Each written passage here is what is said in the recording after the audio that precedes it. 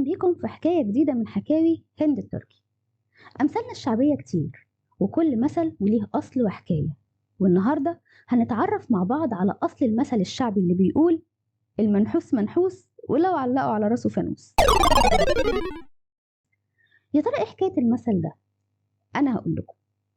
زمان كان في واحد غني قوي وكان عنده ولدين، واحد غني والتاني فقير.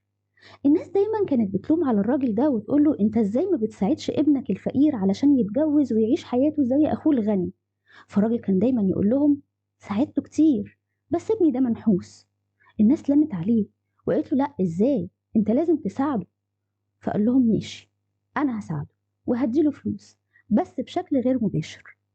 فالراجل قرر انه يحط فلوس لابنه في طريقه اللي بيمشي منه وهو رايح للمسجد كل يوم علشان يصلي الفجر. وفعلا عمل كده. في اليوم ده صاحبنا المنحوس راح خبط على جاره وقال له تعالى معايا علشان نصلي الفجر في المسجد. فجاره قال له ماشي.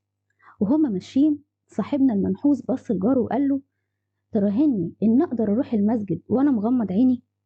جاره قال له ازاي، مش ممكن. فعلا صاحبنا المنحوس غمض عينه ومشي هو وجاره ومشيوا في الطريق اللي بيمشوا فيه كل يوم وهم رايحين للمسجد. طبعا وهم ماشيين جار الراجل المنحوس لقى الفلوس في طريقه، وطبعا خدها لنفسه لان هو اللي لقاها. تاني يوم الموضوع اتعرف، فالراجل الغني بص لاصحابه وقال لهم شفتوا، مش قلتلكوا المنحوس منحوس ولو علقوا على راسه فانوس. ومن ساعتها والمثل ده بيتقال على كل واحد الدنيا ملطشة معاه. أنا هند التركي ودي قناة حكاوي. لو عجبكم الفيديو ما تنسوش تعملوا لايك وشير وسبسكرايب وتفعلوا الجرس علشان توصل لكم كل فيديوهاتي.